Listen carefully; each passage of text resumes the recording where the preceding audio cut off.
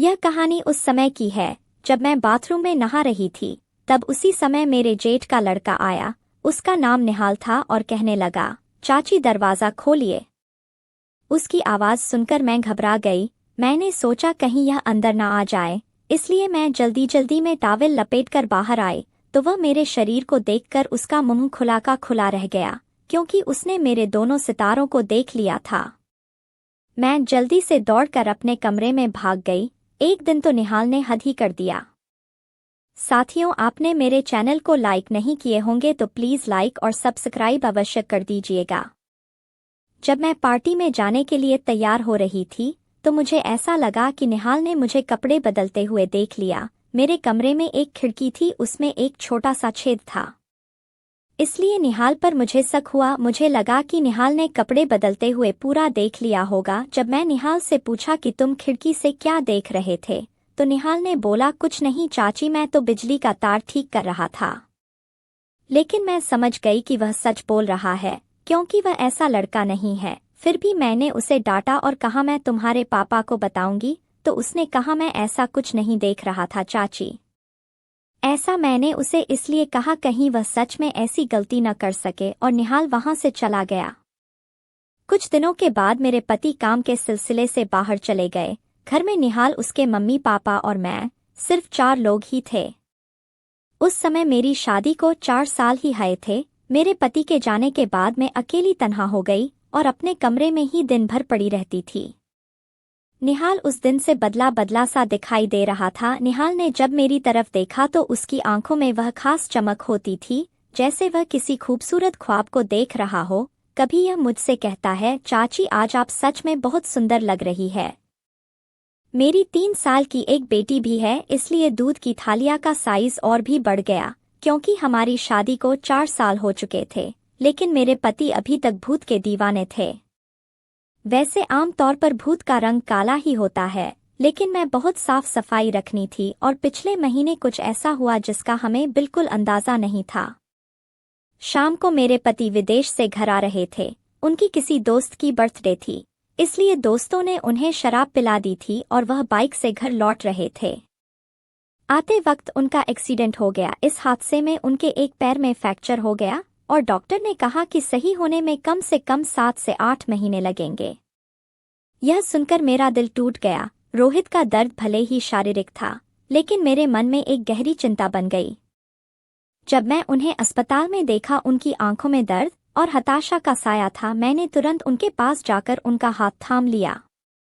इसी वजह से मेरी दीदी और मेरा भतीजा निहाल मुझे संभालने के लिए आए थे। मेरे जेठ और दीदी तो वापस चली गई, लेकिन रोहित ने निहाल को यहाँ रुकने के लिए कह दिया, क्योंकि वह ठीक से खड़े भी नहीं हो रहे थे।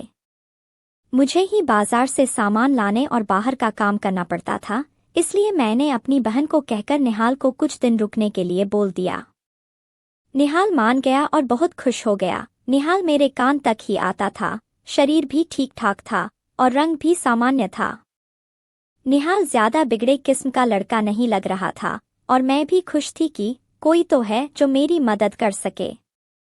आज निहाल मुझे थोड़ा थोड़ा शर्माता हुआ दिखा, क्योंकि वह पहले ऐसी कुछ हरकत कर चुका था। रात को जब मैं रोहित को खाना खिला रही थी तब निहाल भी हमारे साथ बैठा था। फिर निहाल अपने कमरे में जाकर समय पर सो गया था। रोहित के चेहरे पर थोड़ी राहत थी, लेकिन वह अभी भी दर्द में था। तभी मेरी अंदर की भावना बाहर निकल पड़ी और मैंने रोहित के पास बैठकर कहा, वह भी क्या दिन थे जब आप मेरी भूत को ठोका करते थे। मेरी बात सुनकर रोहित मुस्कुराने लगे और बोले, क्या हो गया मेरी रानी, आज तो पूरी जोश में लग रही हो। मैंने कहा, नहीं जी, आपको तो मजाक लग रहा है और इधर मेरी बुरी हालत हो रही है। सच बताओ तो इस भूतनी ने मेरा बुरा हाल कर दिया है।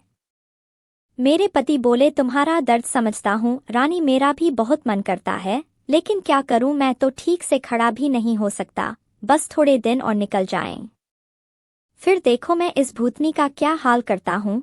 तभी मैंने कहा, थोड़े दिन नहीं, पूरे 8 महीने बाकी है प्लास्टर उतारने में, और मेरा तो 1 महीने में ही यह हाल हो गया। पता नहीं आगे के दिन कैसे कटेंगे। मेरे पति ने मेरी उदासी दूर करने के लिए बोले, चलो वह नहीं तो कम से कम दूध ही पिला दो। तभी मैंने हंसते हुए कहा, आपके नसीब में तो वह भी नहीं है, क्योंकि आपकी बिटिया रानी ने पी लिया है। हम दोनों जोर जोर से हंसने लगे। मेरे पति मुझे खुश रखने की पूरी कोशिश करते थे, लेकिन मैं क्या करूं, सब बेकार था। थोड़ी देर बाद रोहित सो गए, क्योंकि उनकी दवाइयां में नींद की गोली खिला दी थी ताकि उनकी नींद पूरी हो सके। लेकिन मुझे नींद कहाँ आ रही थी, इसलिए मैं खड़ी होकर निहाल को देखने चली गई कि वह सोया है या नहीं। लेकिन निहाल अभी तक जाग रहा था और मोबाइल देख रहा था। फिर निहाल ने पूछा, चाची आप भी तो नहीं सोई? मैंने कहा, मुझे तो आजकल नींद ही नहीं आती। निहाल ने पूछा, क्यों, क्या बात हो गई? मैं हंसते हुए कहा, नहीं, वह मैं तुम्हें नहीं बता सकती। जब तुम्हारी शादी होगी तो तुम्हें खुद ही पता चल जाएगा। मेरे मुंह से ऐसा सुनते ही निहाल ने अपनी नजरें नीचे झुका लिया और अंदर ही अंदर मुस्कुराने लगा। तभी मैंने कहा, अरे तुम तो इतनी सी बात पर शर्मा गए। अच्छा बताओ, अभी तक कोई लड़की पटाई है या नहीं? निहाल कुछ नहीं बोला, उसे अभी भी शर्मा रही थी। तभी मैंने हाथ पकड़ा और कहा, अरे पागल, अपनी चाची से इतना मत शर्माओ। वह धीरे से बोल, चाची सच बताऊं तो ऐसी बातें मैंने अभी तक अपने दोस्तों से भी नहीं की है। मैंने कहा, अच्छा तो मुझे अपना दोस्त ही समझ लो ना, क्योंकि मुझे ऐसी बातें करने में बहुत मजा आता है। निहाल ने कहा, मेरी एक गर्लफ्रेंड थी, लेकिन उसने अभी मेरे से फ्रेंडशिप तोड़ दी है। मैंने पूछा, कहीं तुमने उसकी ठुकाई तो नहीं कर दी? निहाल बोला, नहीं। निहाल हंसते हुए बोला, सच बताओ तो मैंने उसे ढंग से छुआ भी नहीं था। मैंने मुंह बनाते हुए कहा, तुम तो बड़े भोले लग रहे हो। चलो कोई बात नहीं, अब तुम मेरे पास आ गए हो तो मैं तुम्हें सब सिखा दूंगी। मैं बातें करते करते निहाल के कमरे में ही सो गई। सुबह जब मेरी आंखें खुली तो निहाल बेड पर बैठा हुआ मुझे ही ध्यान से देख रहा था। मेरे उठते ही निहाल ने मुझे गुड मॉर्निंग बोला। जब मैंने पूछा, क्या देख रहे हो, तो वह बोला, चाची आप सच में बहुत खूबसूरत हो। मैं मुस्कुराती हुई बोली, अच्छा तो अब तुम सुबह सुबह खूबसूरती का नज़ारा देख रहे हो और रात को तो बड़े शर्मा रहे थे। निहाल मुस्कुराकर पूछने लगा, चाची आप बुरा ना मानो तो एक बात पूछ सकता हूँ? मैंने कहा, अरे पागल, मैं क्यों बुरा मानूंगी, मुझे क्या पूछना है, पूछो। निहाल मुझसे कहने लगा, चाची सच सच बताना, आप जो इतने बड़े बड़े लेकर घूमती हो आपको भारी नहीं लगता क्या? उसकी यह बात सुनकर मेरी हंसी छूट गई। इसके बाद निहाल मुझे से काफी खुल गया और अब वह मुझसे ज्यादा शर्माता नहीं करता था। उससे मैं भी बहुत खुश थी, क्योंकि अब मेरा भी समय अच्छे से कटने लगा था। निहाल को आए हुए 9 से 10 दिन बीत चुके थे और वह मुझसे काफी घुल मिल गया था। वह बाहर के सारे काम कर देता, बाजार से सामान ले आता और अपने चाचा को भी उठाने बिठाने का काम करने लगा। मेरी तो बहुत सेवा करने लगा था। शाम को मेरा सर भी दबा देता और कभी कभी मेरी कमर की मालिश भी कर देता। लेकिन मेरी प्यास दिनों दिन बढ़ती जा रही थी और मेरे पति की हालत अब भी वैसी की ही वैसी थी। अब सब कुछ मेरे बर्दाश्त के बाहर हो चुका था। मैंने सोचा कि अब तो निहाल ही है जो मेरी प्यारी बुझा सकता है। वैसे मेरे पड़ोस में भी 3 लड़के रहते थे जो स्टडी करते थे। वह भी मुझ पर लाइन मारते थे। जब भी मैं छत पर बाल सुखाने या कपड़े सुखाने जाती तो वह मुझे देखते और अपनी आंखें सेकते रहते थे। मैंने पहले तो सोचा कि उनमें से एक को सेट कर लूं ताकि कुछ समय के लिए काम चल जाए, लेकिन फिर मैंने सोचा कि मैं इस घर की इज्जत हूं और कल को पता नहीं इनमें से कौन मुझे या मेरे पति को बदनाम कर दे।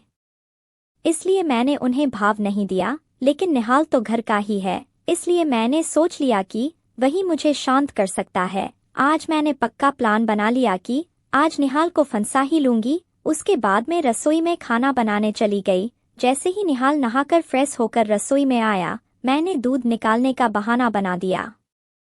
मैं रसोई घर में ही लोटे में दूध निकल रही थी। मेरी बेटी अभी उसकी नानी के घर गई थी, क्योंकि घर में उसे संभालने वाला कोई नहीं था, इसलिए अब एक्स्ट्रा दूध निकालना पड़ता था और घर में मेरे पति और निहाल के अलावा कोई नहीं था, तो मुझे डर भी नहीं था। जैसे ही निहाल अंदर आया वह मुझे देखकर एकदम घबरा गया और कहने लगा, सॉरी चाची, मुझे माफ कर दो, मैंने देखा नहीं और बाहर जाने लगा। तभी मैंने उसे रोक लिया। अरे निहाल, क्या हुआ? कोई बात नहीं, अंदर आ जाओ। निहाल बोला, अरे चाची, ऐसे में अंदर कैसे आऊं? मैंने कहा, ऐसे वैसे मत करो और जल्दी से आकर मेरी मदद करो। निहाल का मन भी कर रहा था, लेकिन मैं उसकी चाची थी, इसलिए वह थोड़ा अनकंफर्टेबल फील कर रहा था।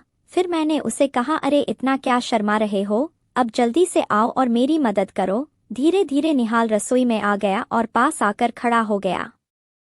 वह मुझे देखता ही रहा गया। तभी मैंने कहा, ऐसे क्या घूर रहे हो, क्या तुमने आज तक नहीं देखा? निहाल बोल, कसम से मैं आपको क्या बताऊं, मुझे कैसा लग रहा है, बहुत ही मस्त है। चाची, मैंने कहा तारीफ करना छोड़ो और यहाँ मेरी मदद करो। तभी निहाल बोला, चाची मुझे नहीं आता कैसे करना है। तो मैंने कहा, अरे बुद्धू, इसमें कुछ नहीं करना है, पहले इसे पकड़ो और बस धीरे धीरे दबाओ। थोड़ी देर बाद जब निहाल की धड़कनें तेज होने लगी तब मैंने सोच लिया कि अब निहाल अपने आप में नहीं है। इतने में निहाल मुझे पकड़ने ही वाला था कि मेरे पति ने मुझे आवाज लगा दी। इतने में निहाल अपने कमरे में चला गया और मैं तड़पते रह गई। साथियों, इसके आगे की कहानी मैं अगले वीडियो में बताऊंगी।